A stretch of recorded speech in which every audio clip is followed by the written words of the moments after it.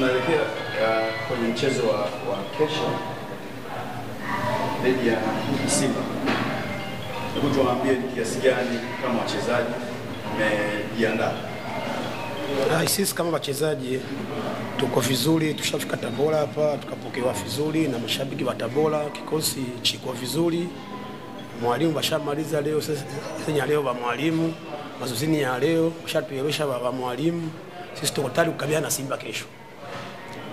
Tunakwenda kucheza na Simba na ukizingatia kwamba Simba anautaka sana mchezo huu. Pengine ninyi kama wachezaji mna hofu gani juu ya mchezo?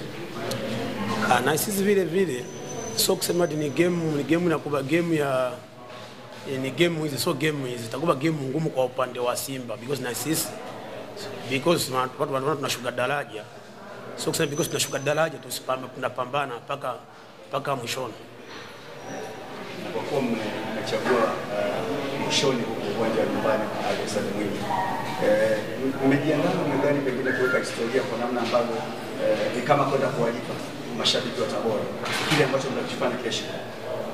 Mimi kwa upande wa kuongea timu because hakuna mtu anapendwa kufunga. So Simba basikale kama game nyepesi, so game nyepesi.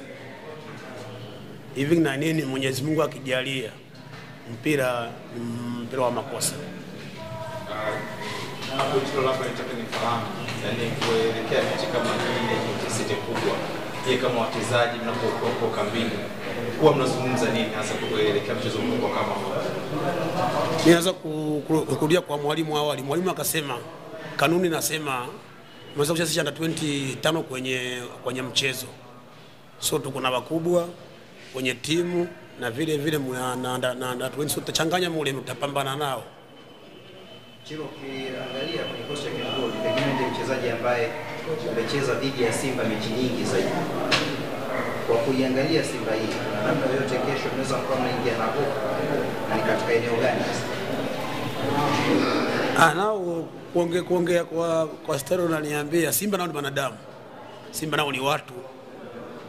So wale wachezaji mnaona sisi tuko nao wachezaji wadogo tunawapa nguvu mpaka tutapambana na Simba because hatuwezi kuwaacha babe down. Tunataka tubanyanyue. Simba ni kama sisi, ni Simba tu ikabadilika jina, timu ni kubwa bali watu ni wale.